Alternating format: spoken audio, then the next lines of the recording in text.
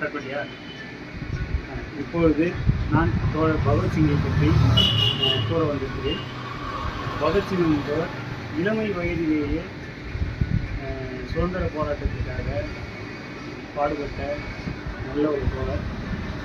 இவருடைய வரலாறு நிறைய பேர் படிக்க வேண்டியிருக்கு.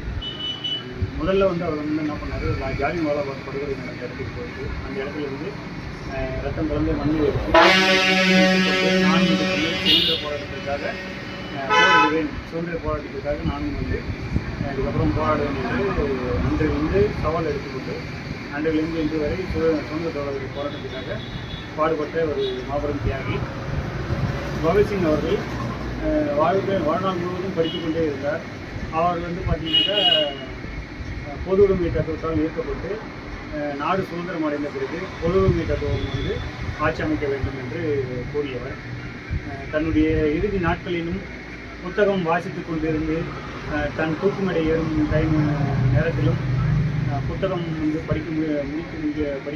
முடிக்காத புத்தகத்தை படித்து முடித்துவிட்டு அதுக்கப்புறம் என்னை தூக்கிலிடுங்கள் என்று சொல்லி படித்து முடித்துவிட்ட பிறகுதான் தூக்கிலிடப்பட்டார்.